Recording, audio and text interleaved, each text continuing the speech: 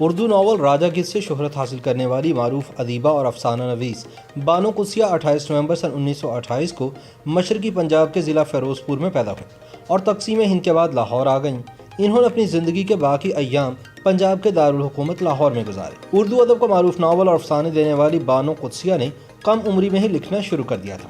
انہوں نے معروف ادیب، ناول نویس اور افسانہ نگار اشفاق احمد سے جوانی میں ہی شادی کر لی تھی۔ بانو قدسیہ اور اشفاق احمد کی جوڑی کا شمار ادبی دنیا کی معتبر اور مقبول ترین جوڑیوں میں ہوتا تھا اور دونوں نے اردو ادب کو لازوال خطابیں دی ہیں۔ بانو قدسیہ نے مجموعی طور پر 30 سے زائد ناول اردو ادب کو دیے، جن میں راجا گیت، ایک دن، شہر بے مثال، توجہ کی طالب، ہوا کے نام، موم کی گلیاں اور تماثیل وغیرہ شامل ہیں۔ لوگ انہیں پیار اور ادب سے بانو آپا کہہ کر بھی بلاتے تھے اور خیال کیا جاتا ہے کہ ان کی ہر تصنیف عورت کے گرد نہیں بلکہ عورت کی محبت کے گرد گھومتی ہے۔ بانو قدسیہ کے والد بدرالزماں گورنمنٹ فارم کے ڈائریکٹر تھے، جن کا انتقال 31 سال کی عمر میں ہو گیا تھا۔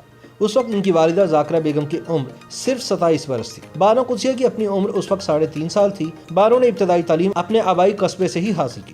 انہیں بچپن سے ہی کہانیاں لکھنے کا شوق تھا اور 5ویں جماعت سے انہوں نے باقاعدہ لکھنا شروع کر دیا تھا۔ اسکول کے زمانے میں بانو قدسیہ نے ایک ڈرامے کا ایسا اسکرپٹ لکھا کہ انہیں پہلی پوزیشن کا حقدار قرار دیا گیا۔ اس حوصلہ افزائی کے بعد وہ 10ویں جماعت تک افسانے اور ڈرامے ہی لکھتی رہی۔ طویل عرصے تک وہ اپنی کہانیوں کی اشاعت پر توجہ نہ دے پائیں۔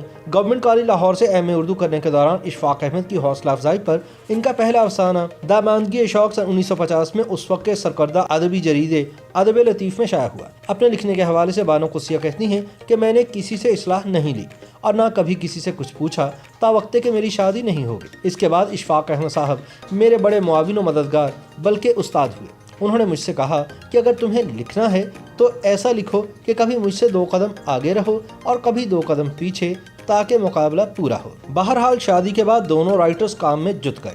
1 سال بعد انہوں نے ایک ادبی رسالے داستان گو کا اجرا کیا۔ تمام کام خود کرتے تھے۔ رسالے کا سروق بانو قدسیہ کے بھائی پرویز کا فن کمال ہوتا تھا، جو ایک آرٹسٹ تھے۔ 4 سال تک داستان گو کا سلسلہ چلا اور پھر اسے بند کرنا پڑا۔ اشفاق احمد ریڈیو پر اسکرپٹ رائٹر تھے۔ تلقین شاہ ریڈیو پاکستان پر سن 1962 سے جاری ہوا۔ اس کے ساتھ ساتھ اشفاق احمد فیلڈ مارشل ایوب خان کے ہاتھوں تازہ جاری ہونے والے سرکاری جریدے لیل و نہار کے ایڈیٹر بھی بن گئے تھے۔ ٹیلی ویژن نیا ملک میں آیا تو اس کے لیے اشفاق احمد اور بانو قدسیہ مسلسل لکھنے لگے۔ اشفاق احمد کی کوئی سیریز ختم ہوتی تو بانو قدسیہ کی سیریل شروع ہو جاتی تھی۔ ٹی وی کے پہلے ایم ڈی اسلم اظہر نے اشفاق احمد کو ٹی وی کا سب سے پہلا پروگرام پیش کرنے کی دعوت دی۔ اس پروگرام میں انہوں نے ٹیلی ویژن کو متعارف کرایا تھا۔ اشفاق احمد ٹی وی کے پہلے اناؤنسر تھے۔ ان کا ریڈیو پر بہت وسیع تجربہ تھا۔ یہاں ایک اطالوی فلم بنی تھی، اشفاق احمد اس کے مترجم تھے۔ ٹی وی پر سب سے پہلا ڈرامہ تقریب امتحان ان کا ہی ہوا تھا۔ ریڈیو ٹی وی پر بانو قدسیہ اور اشفاق احمد نصف صدی سے زائد عرصے تک حرف و صورت کے اپنے رنگ دکھاتے رہے۔ ٹی وی پر بانو قدسیہ کی پہلی ڈرامہ سیریل سدھراں تھی، جبکہ اشفاق احمد کی پہلی ڈرامہ سیریل ٹہلی تھلے تھی۔ بانو قدسیہ کا پنجابی میں لکھنے کا تجربہ ریڈیو کے زمانے میں ہی ہوا تھا۔ ریڈیو پر انہوں نے سن 1965 تک لکھا، پھر ٹی وی نے انہیں بے حد مصروف کر دیا۔ ان دونوں کا تخلیقی سفر جیسے جیسے طے ہوتا گیا، داستان سرائے کے نقوش ابھرتے گئے۔ لاہور کے جنوب میں واقع قیام پاکستان سے قبل کی ماڈرن بستی ماڈل ٹاؤن کی داستان سرائے میں اشفاق احمد اور بانو قدسیہ کی یادیں بکھری ہوئی ہیں۔ ان دونوں کا تخلیقی سفر جیسے جیسے طے ہوتا گیا، داستان سرائے کے نقوش بھی ابھرتے گئے۔ بقول بانو قدسیہ، شادی کے بعد مفلسی نے ہم دونوں میاں بیوی کو لکھنا پڑھنا سکھا دیا تھا۔ اشفاق احمد ایک فلم دھوپ سائے بھی بنائی تھی، جو باکس آفس پر فلاپ ہو گئی تھی اور 1 ہفتے بعد ہی سینما سے اتر گئی تھی۔ دھوپ سائے کی کہانی بانو قدسیہ نے لکھی تھی۔ ڈائریکشن کے علاوہ اس فلم کا اسکرین پلے اشفاق احمد نے لکھا تھا۔